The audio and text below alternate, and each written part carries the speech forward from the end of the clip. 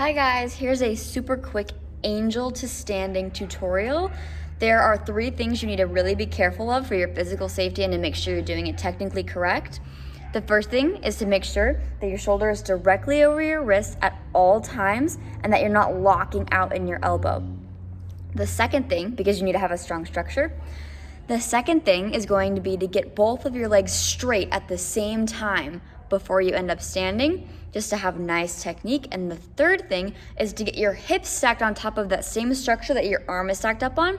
So you don't want your whole jump leaning to the side or looking like you're falling while you're in the air. You want it to float nicely on top of each other with your hand, your wrist, your elbow, your shoulder, and then your hips. So I will show you what I mean.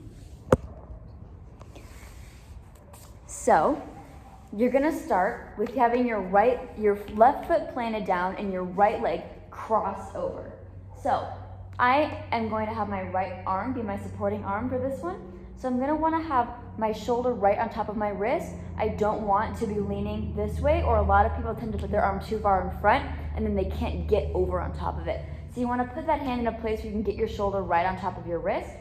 We're going to propel our right leg into the air, and we're going to use that to get our hips up on top of our structure, straighten both legs at the same time, and land on our feet like this.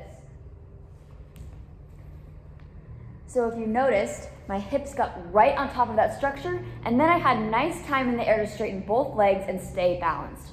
Here's what happens if I don't get my hips on top of my arm structure. A lot of people don't push up forward enough onto it, and they end up not being able to have time to fly their legs in the air.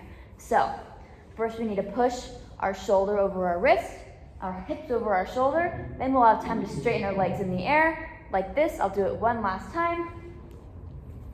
Then you can have that nice air time to fly over your arm.